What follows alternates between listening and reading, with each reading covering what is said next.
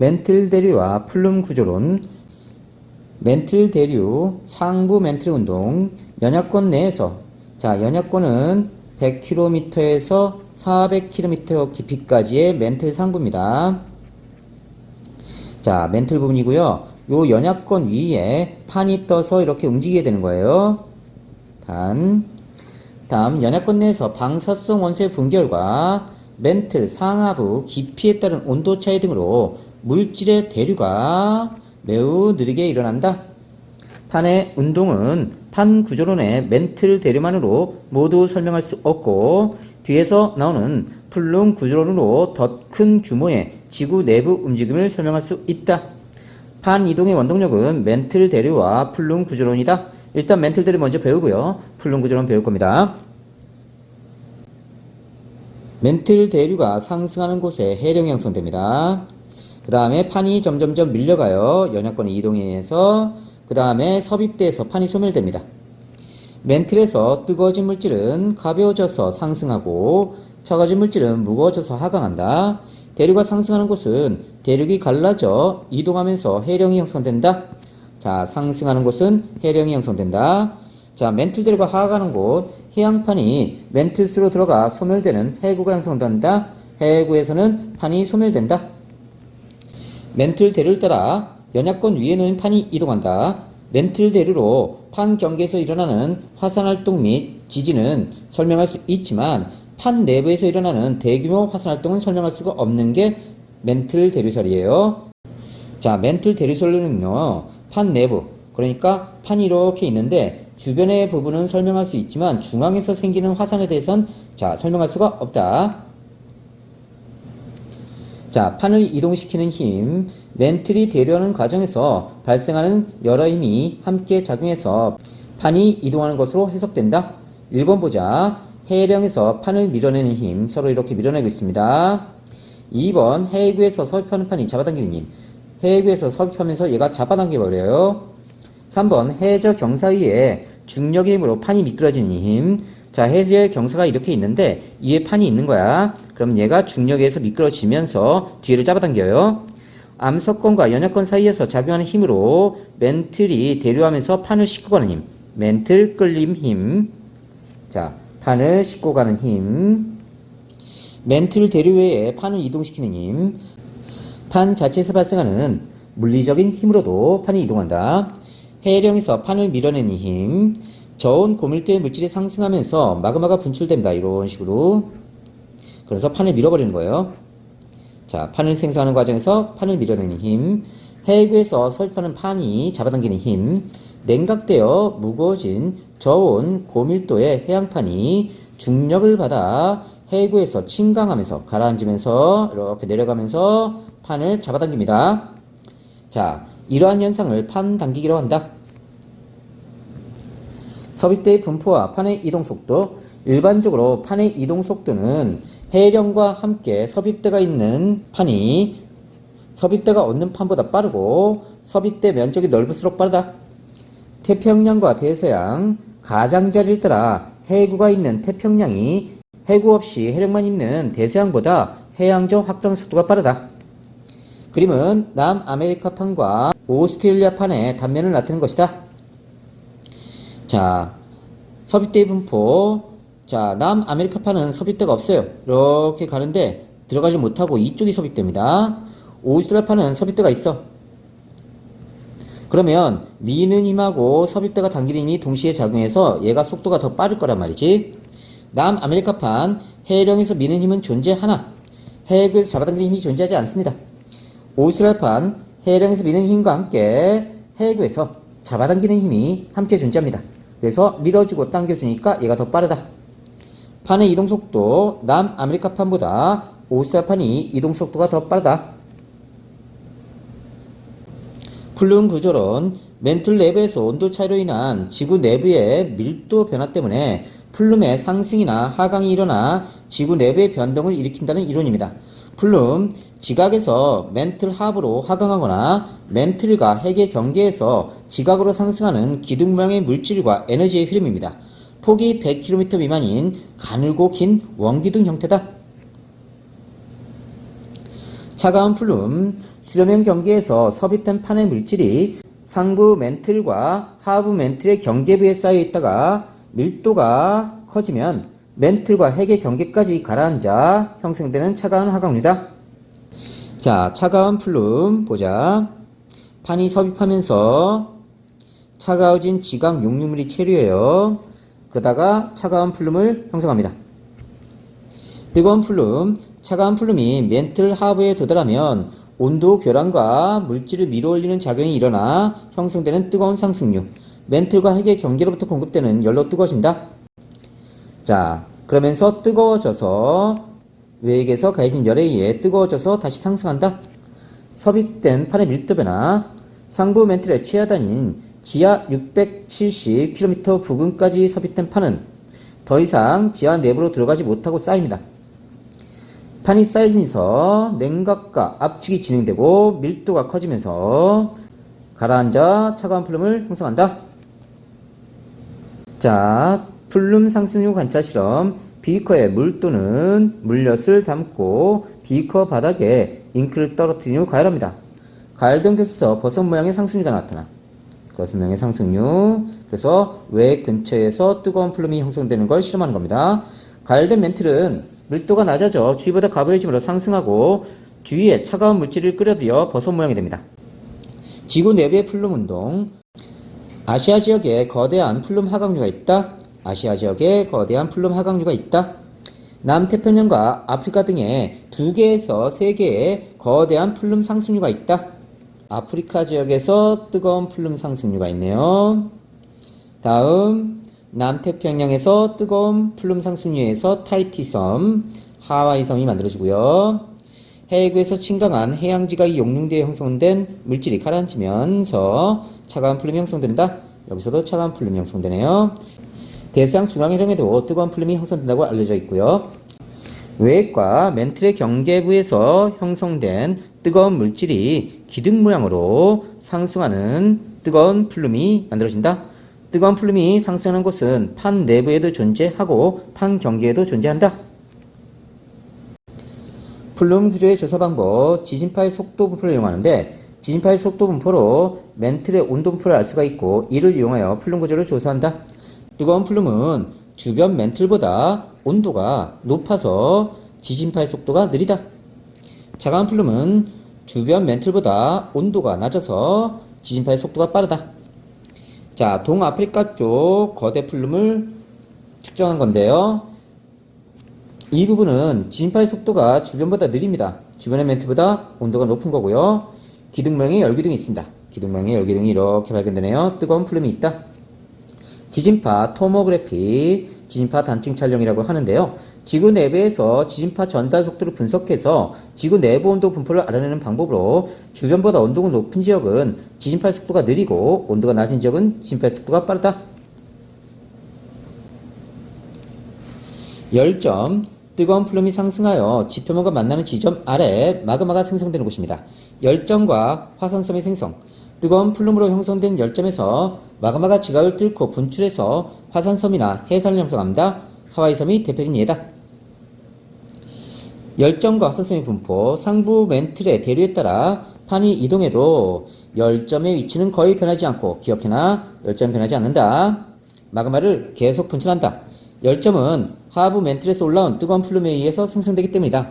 열점에서 생성된 화산섬이나 해산은 판의 이동 방향으로 배열된다. 열점에서 멀어질수록 화산섬이나 해산의 나이가 많아진다. 전 세계적으로 확인된 열점은 수십여 개로 해양판 내부에도 있고 대륙판 내부에도 있다. 옐로스톤 국립공원은 대륙판 내부에 있는 열점이고요. 하와이는 바다, 해양판 위에 있는 열점입니다. 그래서 해양판, 태평양판 안에 하와이섬, 옐로스톤은 대륙판, 북아메리카판 안에 있는 놈이에요. 자, 열점은 이동하지 않습니다. 그럼 판만 이동해 가요. 자, 그럼 무슨 일이 벌어지냐면, 자, 옛날에는 화산섬이 여기 있었던 거야. 그러다가 열점은 고정되어 있는데 얘가 이렇게 이동해 간 거예요. 그러면 얘가 이렇게 이동해 간 거야. 그럼 이렇게 되겠지, 그지? 자, 그러면 얘가 1번 섬입니다. 그 다음에 2번 섬이 이렇게 만들어지겠죠, 그죠? 자, 그 다음 판이 또 이렇게 이동해 가면 얘는 이쪽으로 갈 거고요. 얘도 이쪽으로 갈 겁니다. 그러면 1번 섬이 다시 여기 위치하고요. 2번 섬이 여기 위치하고요. 이제 3번 섬이 또 만들어지는 거예요. 3번 섬이 이렇게 만들어집니다. 그리고 또 판이 이렇게 이동해요. 그럼 1번은 여기로, 2번은 여기로, 3번은 여기로 이렇게 가겠죠? 그러면 1번 섬 여기 만들어지고요. 그 다음 2번 섬 여기로 오고요. 그 다음 3번 섬 여기로 오고요. 그 다음 4번 섬이 여기 만들어지네. 그러면 10점에서 멀어질수록 더 오래된 섬이야. 자, 만일 섬이 이렇게 배열되어 있었어. 1번 섬, 2번 섬, 3번 섬, 4번 섬. 그런데 여기 있는 10점은 이동하지 않는다. 이동하지 않는다. 기억해 놓고요. 그러면 1번 섬이 옛날에 여기서 만들어진 다음에 이렇게 간 거란 말이지. 그러니까 판은 이렇게 이동해 간 거야. 이게 판 이동 방향이야. 그러니까 자, 연령이 10점 부근에서는 화산섬의 연령이 적고 10점에서 멀어질수록 화산섬의 연령이 많다. 그 다음에 이렇게 됐다는 뜻은 판이 이렇게 이동해 갔다. 이 뜻이에요. 판의 생성 순서와 판의 이동 방향은 반대다. 10점으로 알 수 있는 사실, 판의 이동 방향. 나이가 적은 화산섬에서 나이가 많은 화산섬 방으로 판이 이동했다. 다시 보자. 1번 섬, 2번 섬, 3번 섬, 4번 섬이 있다. 여기 10점이 있다. 옛날에는 1번 섬이 여기 있었다. 그런데 이렇게 간 거지. 이게 판 이동이야. 자, 나이는 이렇게 되지, 그치? 여기가 늙은 거, 여기가 젊은 거. 그러면 나이가 어린 화산섬에서 나이가 많은 화산섬 쪽으로 판이 이동했다. 이렇게 할 수 있습니다. 판의 이동 속도, 화산섬과 10점 사이의 거리를 화산섬 나이로 나누어 구한다. 10점에서 형성된 화산섬들이 태평양판의 이동으로 10점을 벗어나 일렬로 배열됐습니다. 그러면 이쪽이 먼저 만들어진 거고 여기에 2번 섬, 3번 섬, 4번 섬 이런 식으로 만들어졌을 거예요. 화산활동 하와이 섬에서 일어난다. 현재 화산섬의 나이 하와이 섬에서 멀수록 많고요. 판의 이동 방향, 섬이 배열된 방향을 보면 태평양판은 북서쪽으로 이렇게 이동하는 것을 알 수 있다. 왜냐하면 하와이 섬이 옛날에 여기 있었는데 이렇게 간 거잖아. 그치? 하와이 섬 미래 앞으로 태평양판을 따라 북서쪽으로 이동할 것이고 하와이 섬이 있던 자리에 새로운 화산섬이 생성될 것이다. 왜냐하면 10점은 이동하지 않는다. 판 구조론과 플룸 구조론, 상부 멘틀의 대류와 플룸에 따른 대규모 운동은 판을 움직이게 하는 힘을 발생시킨다. 일반적으로 해령에서 판이 생성되어 해교에서 소멸되기 전까지는 판 구조론으로 설명하고 판이 섭입된 이후 지구 내부의 변화는 플룸 구조론으로 설명한다. 지구 내부의 변화는 플룸 구조로 설명한다. 판 구조론은 판 섭입 전에는 수평 운동을, 섭입 과정에서는 수직 운동을, 플룸 구조론은 판 내부에서 일어나는 대규모 화산 활동을 설명한다. 판 중앙에서도 화산이 나타날 수 있다. 플룸 구조론을 설명할 수 있다. 판 구조론으로 설명이 어려웠던 10점도 플룸 구조론으로 설명할 수 있다. 지구 내부의 열 에너지를 끊임없이 지구 표면으로 전달한다. 자, 멘틀 대류, 상부 멘틀의 운동, 연약권 내에서 일어나고요. 지표면에서 판의 수평 운동, 섭입대에서의 수직 운동을 설명한다. 해령, 해구, 변환단층, 플룸 구조론, 멘틀 전체에서 일어나고 지구 내부의 대규모 수직 운동을 주로 설명한다. 10점을 설명할 수 있다. 하와이 열도 생성 과정과 판의 이동, 10점에서는 화산섬의 나이 배열 자료를 제시하고 화산섬의 생성 과정이나 판의 이동 방향 등의 정보를 추정하는 문제들이 나오기도 한다. 판의 이동 방향이 바뀌었을 경우 난이도가 올라가요. 대표적인 예인 하와이 섬을 자세히 알아보자. 가장 오래된 섬, 화산활동 멈춰 있습니다. 그러니까 이 섬은 여기서 만들어져서 이렇게 이동한 거예요. 10점은 고정되어 있고요. 10점에서 만들어진 화산섬은 판 위에 있으므로 판이 이동하면 화산섬의 위치도 이동하면서 10점에서 멀어집니다. 가장 최근에 만들어진 화산섬, 화산활동이 활발해요. 멘틀 내부에 있는 10점은 수천 동안 고정된 위치에 있다.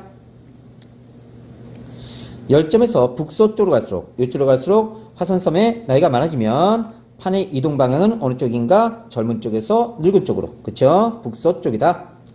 호상열도와 열점에서 생성된 열도의 차이. 호상열도는 판의 수렴형 경계에서 생성된 것으로 섭입되어 생긴 마그마가 분출하여 만들어진 화산섬이므로 해구에 나란하게 배열된다. 다시 보자.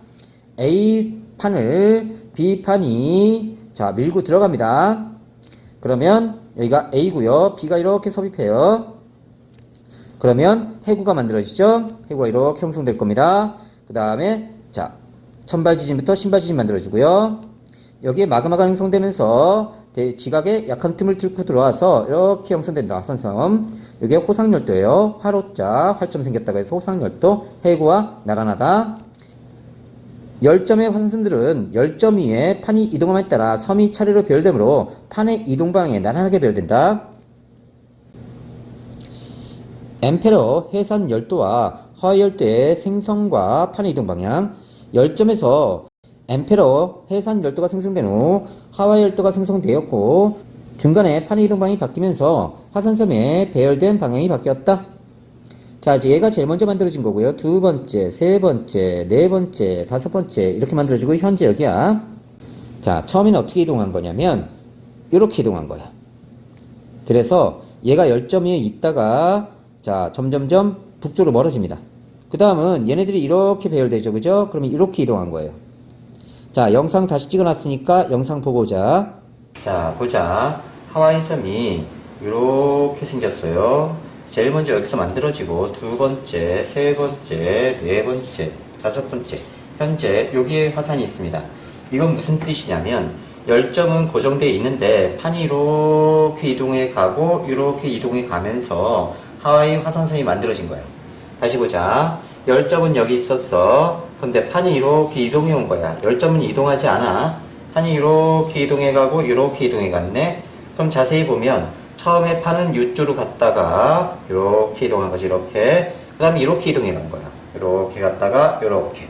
그래서 자 열점은 고정돼 있고 판이 이동해 가서 북쪽으로 가고 다시 북서쪽으로 간 거지. 그래서 현재 여기서 화산섬이 만들어지는 거야. 그래서 자 화산섬들이 생성된 연령이 이쪽이 오래된 거고 이쪽이 최근이야. 이걸 보고 판의 이동 방향을 유추해내는 거지. 그래서 판은 이렇게 갔다가 이렇게 갔다. 판은 이렇게 갔다가 이렇게 갔다. 요거를 할 수 있는 거다. 확인해 보세요. 자, 봤죠?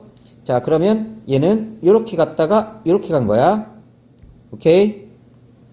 그래서 먼저 생성되고 북북서 방향으로 이동했고 자, 판의 이동 방향이 바뀌는 시기 여기네요. 자, 이러면서 이쪽으로 이동했네요. 나중에 생성됐고요. 얘가 판의 이동 방향은 서북서 방향으로 이동했다. 열점 현재 하와이선 남동쪽에 위치한다. 그래서 북북서 방향으로 가다가 점점점 가다가 서북서 방향으로 가다가 현재 위치돼 있다.